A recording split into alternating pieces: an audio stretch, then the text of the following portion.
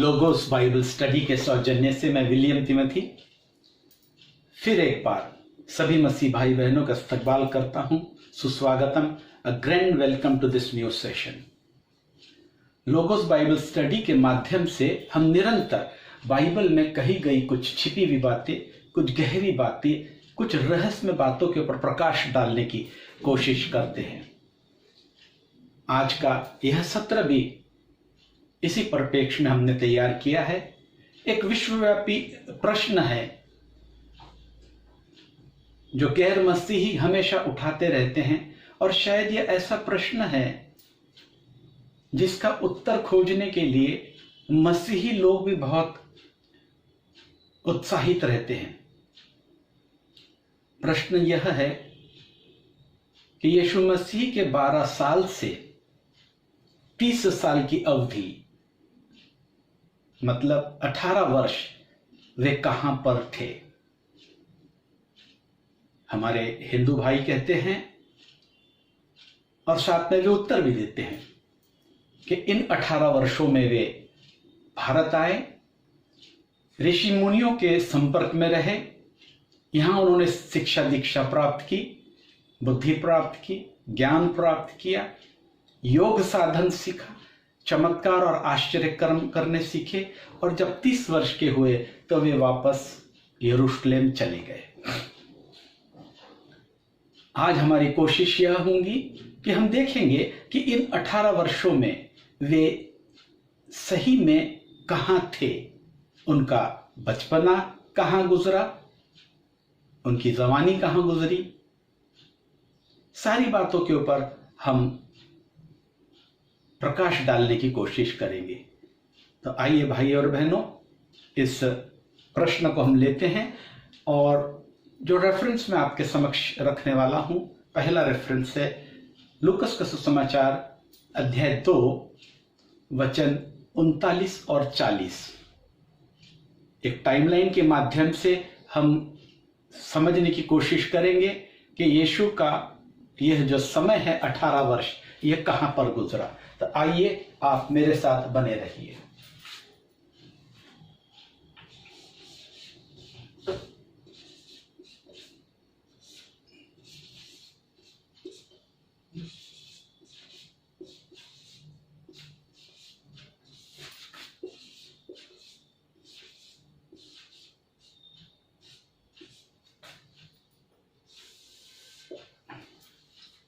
हम एक टाइमलाइन, यीशु के जीवन के टाइमलाइन को बनाते हैं।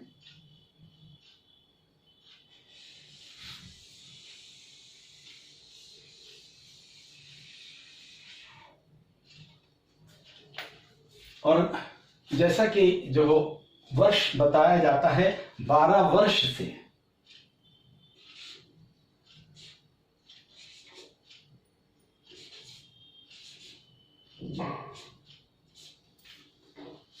तीस वर्ष,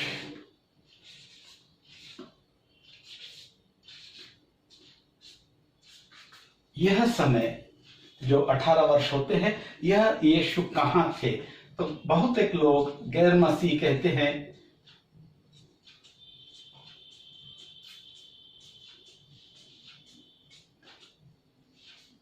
कि इन 18 वर्षों में यह जो समय था, ये इंडिया आए थे।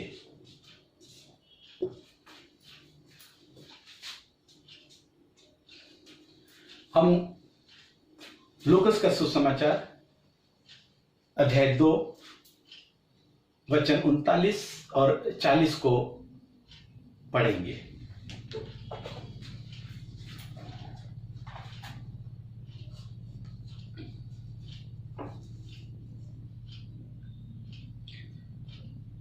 और जब वे प्रभु के व्यवस्था के अनुसार सब कुछ निपटा चुके, तो गलील में अपने नगर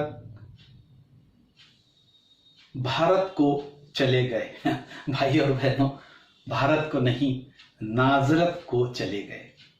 और बालक बढ़ता गया और बलवंत होता और बुद्धि से परिपूर्ण होता गया, और परमेश्वर का अनुग्रह उस पर था। ये यीशु के पैदाइश का यहाँ पर जिक्र मिलता है। पैदाइश के समय जब उन्हें उनके माता पिताओं ने मंदिर में अर्पण किया और वहां शिमोन और हन्ना जो 84 वर्ष की थी, उन्होंने बच्चे को गोद में लिया और माता पिता को आशीर्वाद दिया। ये यरूशलेम में सारे व्यवस्था के अनुसार उन्होंने कर्मकांड किया और वे यरूशलेम से इंडिया नहीं आए। भाई और बहनों, वचन 39 कहता है, वे गलील में अपने नगर नाजरत को चले गए। गलील में अपने नगर नाजरत को चले गए।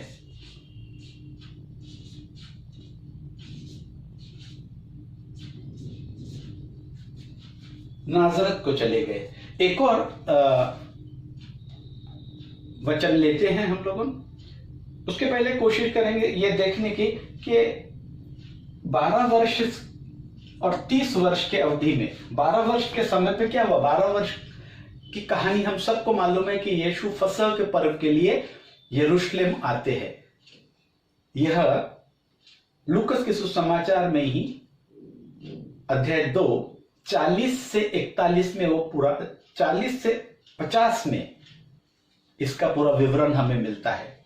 परंतु 51 वचन क्या कहता है, जब वे 12 वर्ष के थे तब वह उनके साथ गया और नाजरत में आया और उनके वश में रहा और उसकी माता ने ये सब बातें अपने मन में रखी और यीशु बुद्धि और डिलडोल में और परमेश्वर और मनुष्य के अनुग्रह में बढ़ता चला गया। लूकस का समाचार अध्याय 2 51 और 52 वचन। 12 वर्ष के बाद वे इंडिया नहीं आए, बल्कि वे कहते हैं कि अपने माता पिता के साथ वे नाजरत में आए और बुद्धि और डिलडोल में और परमेश्वर और मनुष्य के अनुग्रह में बढ़ते चले गए। आइए एक और सुसमाचार लेते हैं। लूकस का ही सुसमाचार अध्याय 4 वचन 16 क्या कहता है। यह वह समय है जब वे उनकी उम्र तकरीबन 30 वर्ष की रही होंगी और वे आराधनालय में धर्म ग्रंथ पढ़ने के लिए खड़े होते हैं। और 4:16 में ऐसा लिखा है, लूकस का सुसमाचार अध्याय 4:16 में, भाइयों बहनों मैं आपके लिए पढ़ता हूं, लिखा है, और वह नाजरत में आया। जहां समझने वाली बात है, जहां वह पाला पोसा गया था, जहां उसका अपब्रिंगिंग हुआ था, जहां उसने ज्ञान हासिल किया था। 16वां वचन कहता है, वह नाजरत में आया जहां पाला पोसा गया था और अपनी रीति के अनुसार सब्त के दिन आराधनालय में जाकर पढ़ने के लिए खड़ा हुआ। हम बाइबल को ही अगर अलाउ करें एक्सप्लेन करने के लिए, तो बाइबल ही सारी बातों को खुला करके रख देती है। हम उसे थोड़ी सी बारीकी से पढ़ें तो हमें समझ में आएगा कि 30 वर्ष की उम्र करीब तकरीबन 30 वर्ष के थे तब वे नाजरत में आए। उसके पहले हमने देखा 12 वर्ष से जब वो माता पिता के साथ यरूशलेम से आए तो वे नाजरत में ही आए। पैदाइश के समय हमने देखा कि वे नाजरत में ही आए। तो नाजरत नाजरत नाजरत यही हमें देखने मिलता है। कहीं हमें इंडिया शब्द सुनने में नहीं आता है या कोई अन्य देश गए हो यह सुनने में नहीं आता है। एक और वचन हम लेंगे, मत्ती का सुसमाचार अध्याय 2 वचन 19 से हम 23 लेंगे। यह अब हम चल रहे हैं यीशु की पैदाइश के समय की बात। यीशु इस जगह के ऊपर बेथलेहम में पैदा हुए।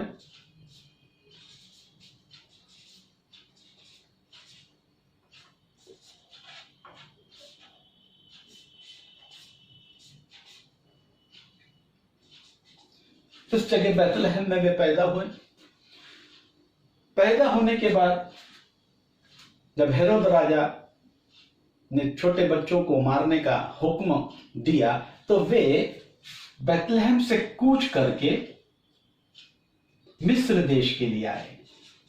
ये बातें हम सभी को पता है। और मिस्र देश में कुछ समय रहने के बाद जब हेरोद राजा का देहांत हो जाता है, तब एक स्वर्गदूत यूसुफ को कहता है कि मैं आपके लिए पढ़ता हूं, ये दोस्त हेरोदेस के मरने के बाद देखो, प्रभु के दूत ने मिस्र में यूसुफ को स्वप्न दिखाई देकर कहा कि उठ, बालक और उसकी माता को लेकर इजराइल के देश में चला जा, क्योंकि जो बालक के प्राण लेना चाहते थे वे मर गए। वह उठा और बालक और उसकी माता को लेकर इजराइल देश में आया। पैदाइश बेथलेहम मिस्र देश में आए। मिस्र देश से फ्लाइट पकड़ के इंडिया नहीं आए मेरे भाई और बहनों। स्वर्गदूत के कहने के अनुसार वे इजराइल देश में आए। और 22वां वचन कहता है वे गलील देश में गए। और 23वां वचन कहता है वे नाजरत में आए। हालेलुया। यहां से इस पीरियड के अंदर वे इजराइल की तरफ चले, गलील गए, गलील में एक प्रांत है नाजरत, वहां पर रहे। इस समय पे वे बेथलेहम में थे। मिस्र से जब निकले तो वे नाजरत आए, नाजरत आए और नाजरत आए। कहीं पर भी हमें जिक्र नहीं मिलता है कि वे भारत देश के लिए कूच करके गए हो। एक और अगर हम वचन लेंगे, मार्कुस का सुसमाचार उसका पहला वचन, पहला अध्याय और उसका 9वां वचन, ये काफी महत्वपूर्ण वचन है। यह उनके बपतिस्मा के समय की बात है। लूकस 4:16 यहाँ पर वे आराधनालय में पढ़ने के लिए जब वे 30 वर्ष के करीबन हुए तो उन्होंने बपतिस्मा यरदन नदी में लिया।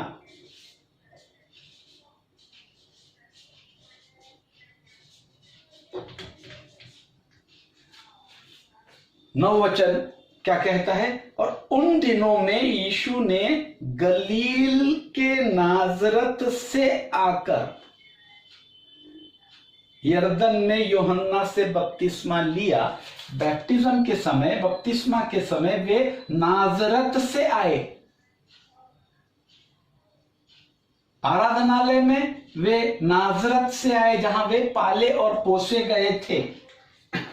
मिस्र देश से वे नाजरत में आए।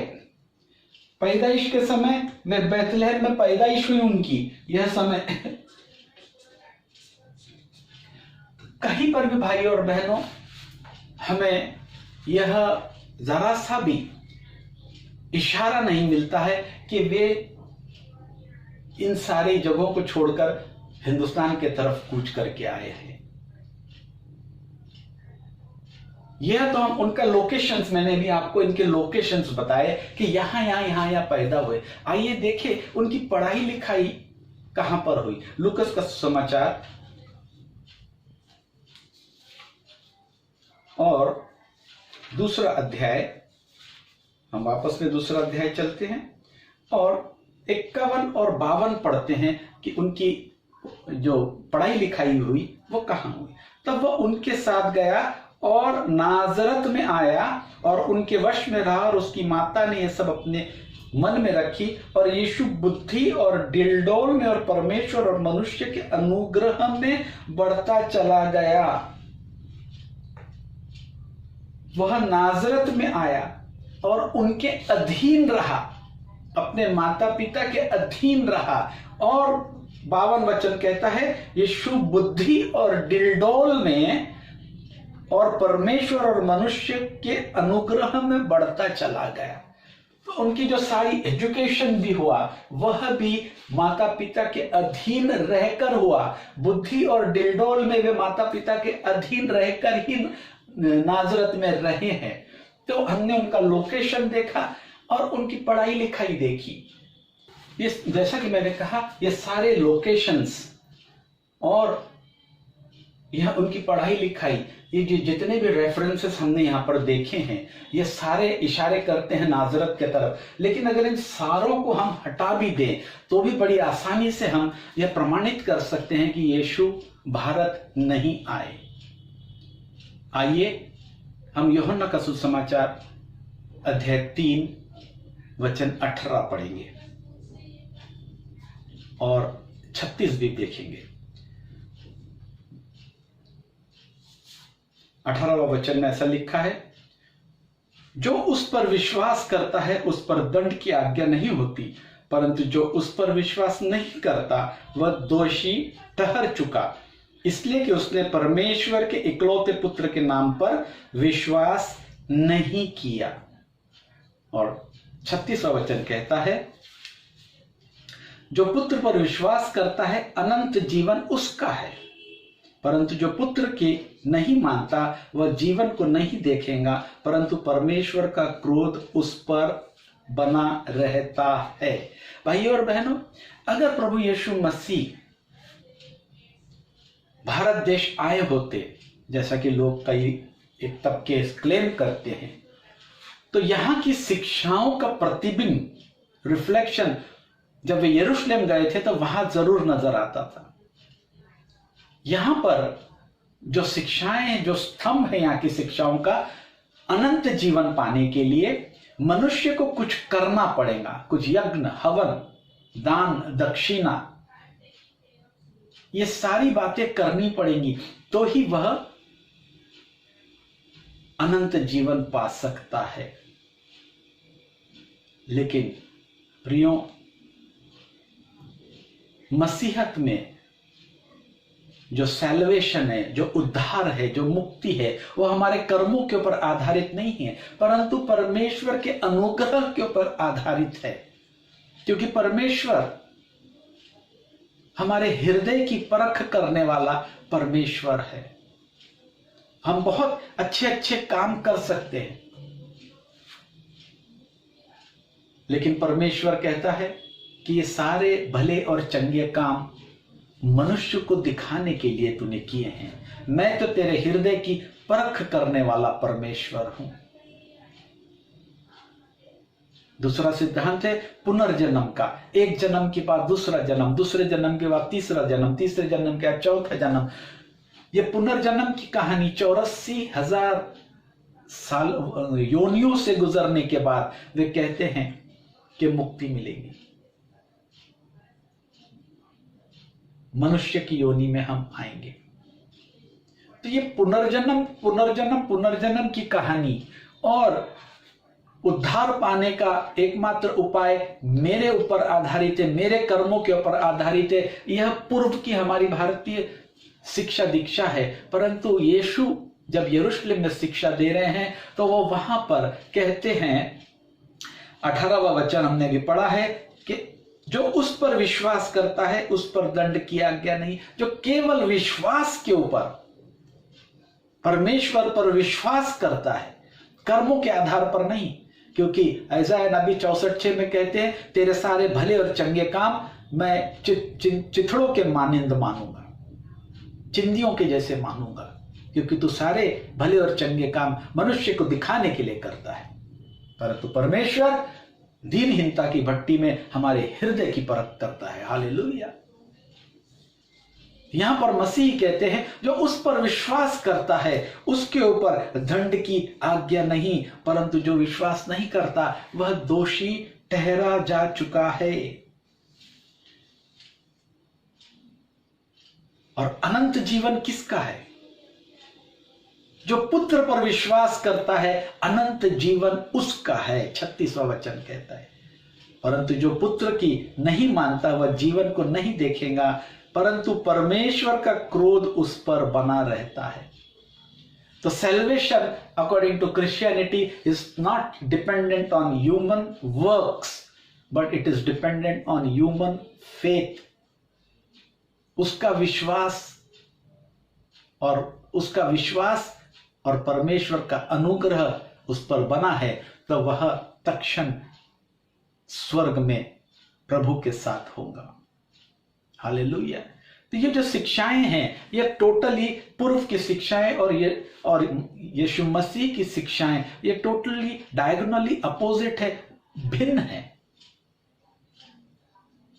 इनमें कहीं कोई तालमेल नहीं है। यहां पर 33 कोटि देवी देवताएं हैं, 3.3 मिलियन देवी देवताएं हैं। इनका कुछ तो प्रतिबिंब, अगर उन्होंने यहां आकर दीक्षा शिक्षा ली होती तो कुछ तो प्रतिबिंब उन्हें यरूशलेम की उनकी शिक्षाओं में हमें जरूर मिलता। परंतु अगर हम मार्कुस का सुसमाचार अध्याय 12 और 29 वचन देखेंगे, उसमें बहुत ही सुंदर लिखा है। 12 का 29 में ऐसा लिखा है, यीशु ने उसे उत्तर दिया, सब आज्ञाओं में से यह मुख्य है, हे इज़राइल सुन, प्रभु हमारा परमेश्वर एक ही प्रभु है। Only one God.